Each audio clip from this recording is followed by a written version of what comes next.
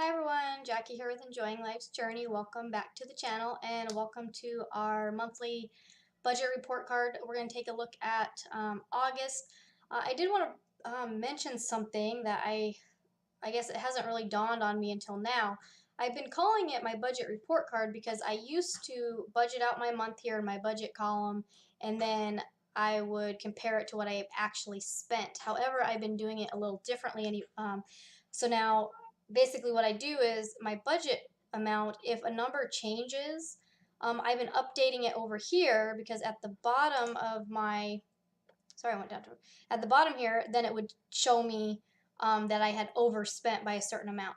So in that case, I could then go and readjust a different category. So for instance, let me just say, let's say my cell phone bill is going to actually go down next month, but let's say it ended up being $95 instead. So I would actually adjust it in the budget column, just because then it would tell me like, oh well, you had $5 over budget somewhere. So then I could look and say, okay, well, where can I take that $5 out of? Can I take it out of gas? Can I take it out of groceries? Where can I take it out of?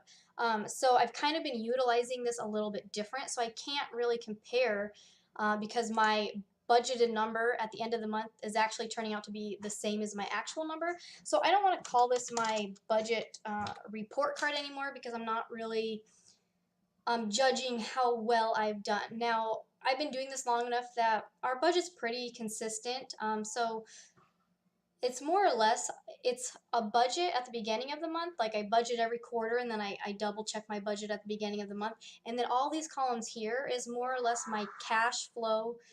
Sorry, kids are playing around. Is more of my cash flow management, I guess you could say. So I might do a whole separate video explaining that in more detail. Today I'm just going to go over what we spent for August, and maybe give you a little update for what September might look like. Like I mentioned last week, we're doing the no spend timber challenge, so we're not spending anything on eating out or special events or savings or anything like that this month. We're just basic necessities. So you'll see that when I do the overview, I guess, next month. And then at the end, next week, we're going to be budgeting out for the next quarter. So stay tuned for that. So I'm going to go through this pretty quick. If you guys aren't familiar with the channel, you may not know exactly what's going on here, but this is my monthly budget, like I mentioned. I do what's called a zero-based budget. I learned that from Dave Ramsey. So basically what that means, at the beginning of every month, I tell each dollar where it's going to go. And then throughout the month, every payday, I go through and I tell what that paycheck, what that's going to cover. And this is ultimately my cash flow plan or my cash management system. So I'll do a whole separate video basically on how I use this, but why I use it basically is, to prevent you from ever being late on a bill or being short for a bill again. If you're looking at this for the first time, you may not understand what's going on, but that's the gist of it. So I'm going to go through. This paycheck is representing where we're at in August, which is a lower income family. We are debt free, so you'll notice that we don't have things like student loans or car payment or credit card payments or anything like that.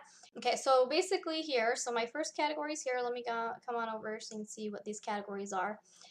Basically, my top sections are income. So Ricky made $2,445.75. He gets paid every Wednesday, so he actually had 5 paychecks for August instead of 4, which helped us out. And then this is actually a waste management refund of $17.38. We were renting a house last year, and we somehow, like a year later, got a refund once we had moved out of there, which is, a random $17. Pretty nice. So our first category is here. So now going into my expenses. This first category is pay yourself first. I had some questions about this. I put on here 30%. So my goal, as we move forward, I've mentioned in a previous video that I was applying for Amazon, so I will be working seasonally at Amazon. So I'm going to talk a little bit more about that in a separate video. So our income will be going up for the next 3 months, so we should be able to reach the 30%. So obviously we're not reaching 30% right now, but no matter what, I'm mostly trying to make sure that emergency fund gets that 10%, and then everything else from there kind of gets whatever I can manage to get.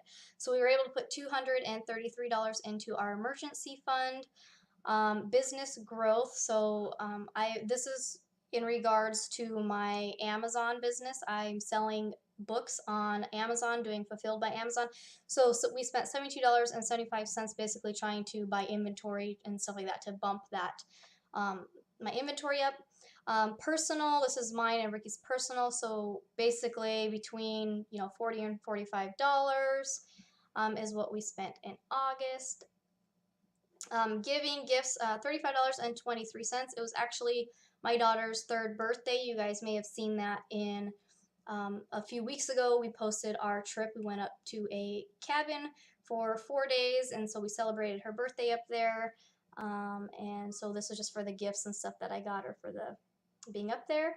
And then we have like our basic necessities. So again, like I said, these are our goals. So this 30% goal is 10% for savings, 10% between our IRAs and our business, and 10% between what we're considering our education, our personal development money here. We're trying to shoot 4 or 5% for giving. That's going to be in the future. We should be able to start reaching that number. Our necessities, we want to get down to 55% or even lower. And so we'll talk about that in another video as well. I'm going to do a video on how to start cutting some of your unnecessary expenses, as well as how to maybe lower some of your necessity expenses. So our rent is $950.35. This includes a $60 water. So basically our rent's technically like $800 and something. Then we have $60 for water included for a 2-bedroom apartment here in Mesa, Arizona. A renter's insurance. I put a question mark and I said call. We did not get charged our renter's insurance for August. So I'm thinking for some reason it was only a 6-month plan. So I want your guys' comments below. I'm looking for, I want to do some shopping around for insurance. We've had a viewer mention, if we shop around, we could probably get some better deals and be able to combine more things. So I would love to hear from you guys what insurance company that you're working with and what you're able to bundle together. I would ultimately like to have car insurance, roadside assistance, renter's insurance, and we would like to start a term life insurance policy, which we don't have yet. Groceries, we spent $299.14, just shy of our $300 budget. Personal care, we spent $58.92. This is a combination of clothes. Ricky needed some, more shirts for work. Toiletries, things like that we count as personal care. Household, $6.98, basically a pack of paper towels. This is usually diapers and wipes. So we only spent $5 for wipes. And actually, Elsa's officially done with diapers. So we bought diapers for September, but she's pretty much done. So we have a whole box of diapers that we're just kind of holding on to for like if we do long rides in the car or if we do sleepovers at someone else's house, we are good. But yeah, that's a nice expense that will be gone ultimately. Cell phones, $90. We had someone mention about Google had their own phones, so we compared with Google. We're going to stay with the provider we have. However, I have lowered our data plan because we're not really using it. We're connecting to our own Wi-Fi, so you'll see that for the next month's budget. Our electricity bill was $101.76, a little bit higher than last month, but not bad. We're doing pretty good. Car gas was $159.82. This I was actually pretty surprised about because we took the trip up north to Sedona, which was about, I want to say, a 2 or 2.5 hour drive. So I had originally budgeted 180 because I've been budgeting about 160. So I budgeted more and we didn't even spend more. We ended up spending what we normally spend. So that was actually a good thing. And then our car insurance, $112.54. I've mentioned that this went up because our roadside assistance had ended and I didn't renew it. So again, that's kind of why I'm looking for a new insurance company. It looks like renter's insurance has expired and our roadside assistance has expired, and those were through all of those were through 3 different companies anyway, so I'd like to just get everything together and see if I can save on that. So yeah, let me know, you guys. Car maintenance replacement, we didn't need anything there. Car registration didn't need anything there. Like I said, roadside assistance, we still need to renew. Arcadia and Elsa, we didn't spend any money here. This is usually more or less for their commission jobs, which we're going to be getting back on their commission jobs soon, so I'm excited. This is rollover. This is something I added. Basically, what is this? It's $29.31. This is what was left. That wasn't allocated to any other expense, so I rolled it over to the next month, which actually helped us because in my video last week, how I mentioned we're doing the no spend timber challenge, Ricky was short a couple days, so I mean a little bit of money helped out there. Last category here is our fun category, and so like I said, we went to the cabin and things like that. So we ended up spending more or less, a little more than we usually do. We spent $109.90 eating out on Elsa's birthday. So we went up to the cabin a few days before her birthday, and then on the day that we drove home, we actually stopped and ate at a buffet, and then we actually went. We played one game of bowling at the bowling alley, so she could bowl. So that was kind of like her birthday day celebration. So this event here was our Netflix, which we actually canceled because we haven't been using it. So the following month we'll not have Netflix. And then the rest of that event was bowling. And then the vacation, this $80, that's basically the extra money that we spent when we went up to the cabin because Ricky was basically in charge of cooking dinner. So that covered all of the cost of the food and stuff that we brought up to the cabin. So all in all, like I said, I don't really compare it anymore because I just adjust my numbers over here. But for the most part, we stayed on budget. We were able, the biggest goal here is that we're saving 10% of our income. And so we were able to do that. So I would say we did good on that.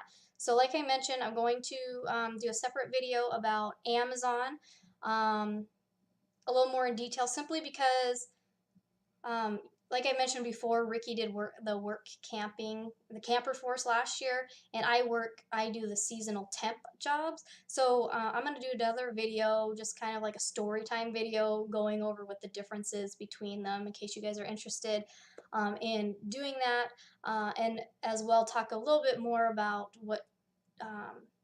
I guess that's how that's going to affect our budget. And then, like I said, I'm gonna do a separate video about how to do the cash flow management because I haven't really explained that to you guys, and I think that would be a very good help, especially to help you understand how to use a budget as opposed to just making the budget. Yeah, so that's pretty much all I have for you guys. Again, I just wanted to go through that really quick, give you a little update on the finances of what's going on. But like I said, I definitely am in the market. I'm shopping around for insurance companies. I'd love to hear from you guys, who you have, and all of that fun stuff. So as always, thanks for watching, and I'll see you next time. Bye.